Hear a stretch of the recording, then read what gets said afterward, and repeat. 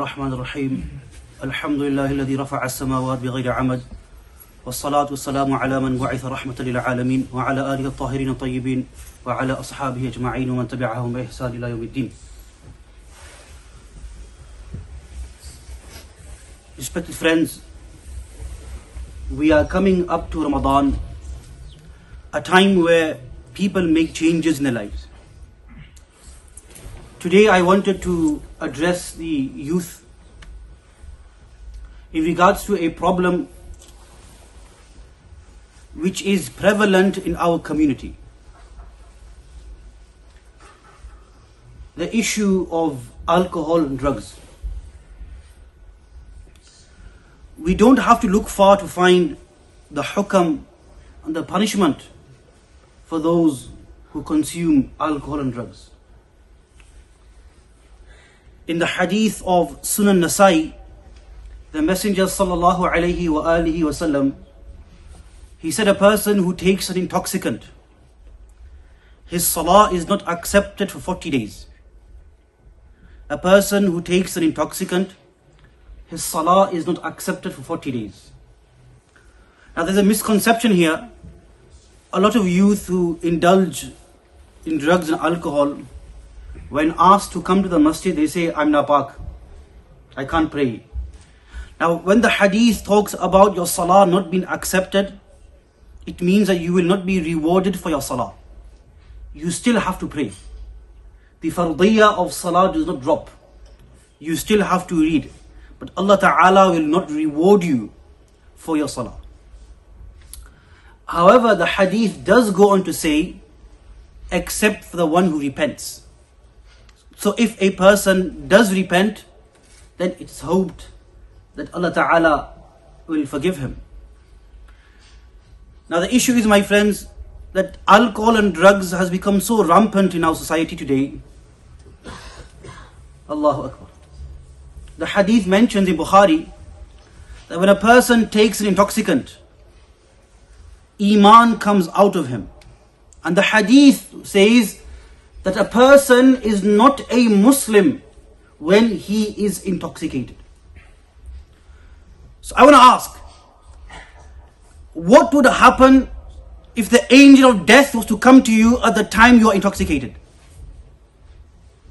According to maybe a minority opinion, you have left this world without Iman in your heart.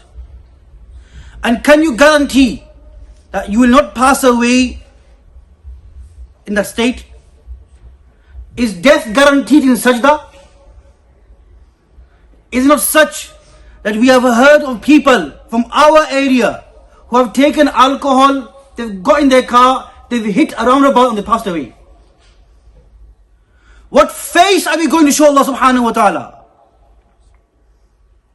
فَإِنَّ الْمَرْءَ يَمُوتُ غَالِبًا عَلَى مَا كَانَ عَلَيْهِ وَيُبْعَثْ عَلَى مَا مَاتَ عَلَيْهِ. The ulama of tafsir mention that a person will die the way he lived. You can't expect to smoke cannabis every day and die in sajda. You can't expect to drink alcohol on the weekends and die in sajda. The way you live is the way you will die. And the way you die is the way you will be resurrected on the Qiyamah. Imagine standing before Allah intoxicated. What face are we going to show Allah subhanahu wa ta'ala? Ask of those youth in Buckley and Dewsbury. I can count on my fingers the amount of youth I know who have been disqualified from driving because of alcohol.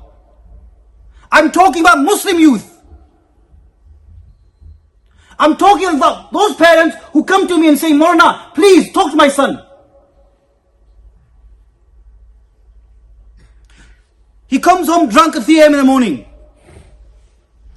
I'm talking about people whose ta'alluq is with deen.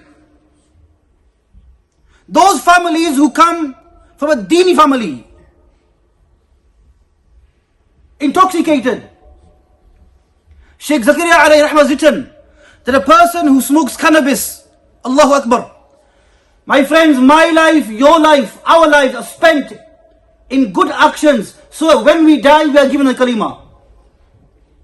The ulama have written, a person who smokes cannabis, at the time of death, that person is deprived from the kalima.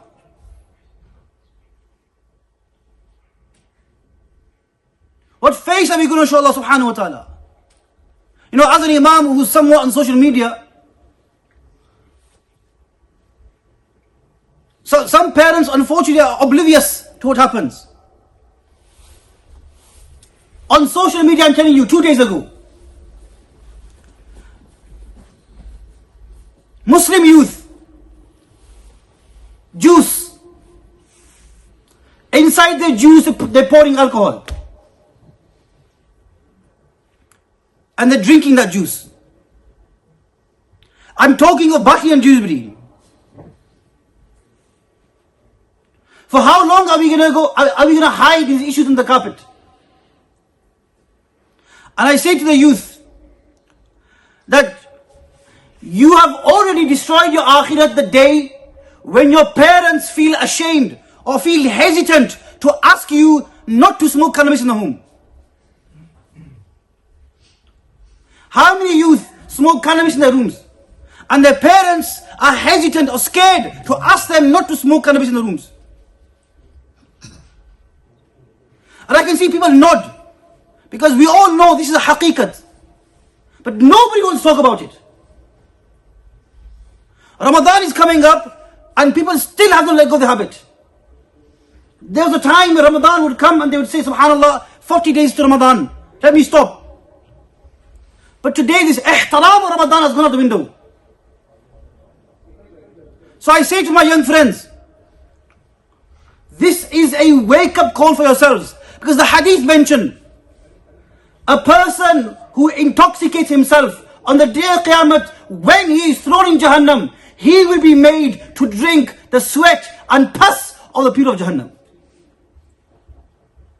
Now is the time to change. Now is the time to make tawbah. And I agree, when a person has a habit of smoking weed, and a person has a habit of drinking alcohol, it's not easy to let go. I work with some local charities who work with people with addiction. There is no shame in reaching out. My friends, there is no shame in going to an imam and saying, Mawlana, I have a drinking problem. Mawlana, I have a cannabis problem. There is no shame. I'll tell you where there is shame. There is shame for us on Qiyamah if we wake up before Allah and then we have to admit we have a problem.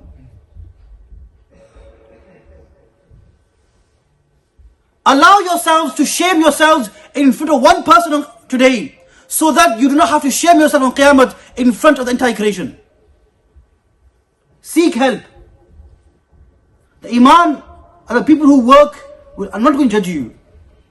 But these things need to change. Wa akhiru da'wana alhamdulillah.